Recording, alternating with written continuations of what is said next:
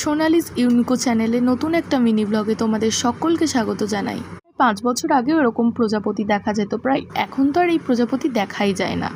সকাল সকাল আমি করে নিয়েছিলাম আমার ব্রাশ এবং ফ্রেশ হয়ে আমি বসে পড়েছিলাম মায়ের সাথে একটু হেল্প করতে, এবং মা এদিকে করে নিচ্ছিল তরকারি রান্না, যেখানে আমি একটু খুন্তি নাড়ানাড়ি করছিলাম।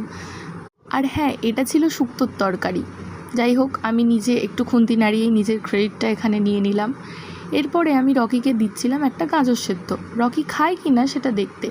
রকি কিন্তু সবজি খেতে মোটামুটি পছন্দই করে, ও কুকুর হলেও ও কিন্তু আস্ত একটা ছাগল। তোমাদের বাড়ির কুকুর বা পোষ্যরা কি খেতে পছন্দ করে তোমরা বলো। রান্না করতে করতে আমি চলে গিয়েছিলাম দোকানে কিছু জিনিস কেনাকাটা করার জন্য। যখন ছোট ছিলাম তখন দিনে 10 বার দোকান যেতাম, কি ভালোই লাগতো সেই নস্টালজিয়াগুলো। আর এখন বাড়িতে থাকলেও মা যদি বলে যে দোকান থেকে কিছু নিয়ে আয়, বারবার বলার সত্ত্বেও যেন যেতে ইচ্ছে করে না। এই ল্যাদখোর ব্যাপারটা না বড় হওয়ার পরেই এসেছে।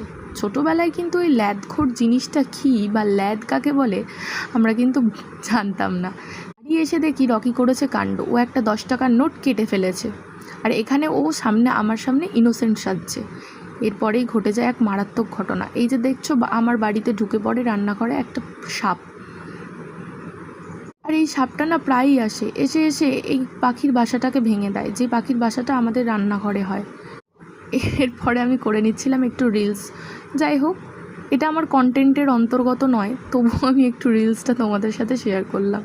আর দুপুরের লাঞ্চে ছিল আজকে শুক্তো, ডিম কড়াইয়ের তরকারি, ডাল আর মাছের ঝাল, যেটা আমি দেখাতে ভুলে গেছি কারণ আমি তো ভুলাক্কার, তাই না।